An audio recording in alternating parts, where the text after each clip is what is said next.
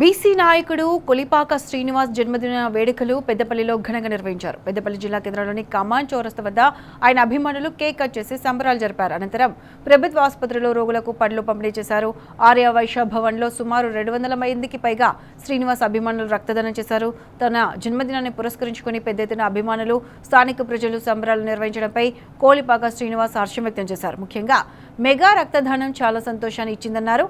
అలాగే రానున్నది బీసీ రాజ్యమని, బీసీలో రాజకీయంగా ఎదిగినప్పుడే సమాజం బాగుపడుతుందని చెప్పారు. ప్రతి బీసీ బిడ్డ ఒక్కటై బీసీలను గెలిపించుకొని బీసీ రాజ్యాన్ని ఏర్పాటు చేయాలని చెప్పారు.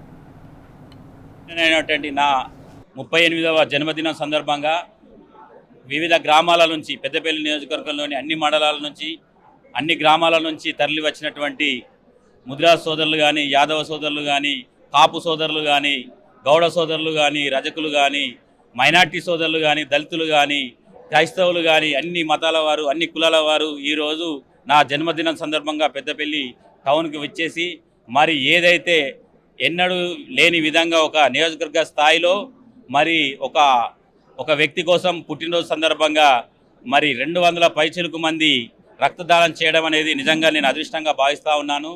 ఇది పెద్దపల్లి గడ్డ అనేది వాస్తవానికి బీసీలు అత్యధికంగా జనాభా కలిగినటువంటి వ్యక్తులు ఈరోజు ప్రజలంతా కూడా తరలివచ్చి మరి ఏదైతే నా జన్మదినం సందర్భంగా ఒక ఇంటిమేషన్ ఇవ్వడం జరిగింది.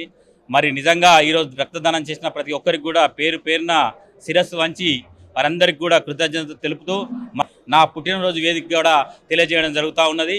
ఈరోజు ఈ సందర్భంగా రక్తదానం చేయడాలు కానీ, అలాగే అనాథలకు అన్నదానాలు చేయడం కానీ, హాస్పిటళ్లలో పండ్లు పంచడం కానీ, చెట్లు నాటడం కానీ ఈ కార్యక్రమాలు చేసిన నా అభిమానులందరూ కూడా పేరు పేరున కృతజ్ఞతలు తెలియజేస్తూ సెలవు తీసుకుంటా ఉన్నాను.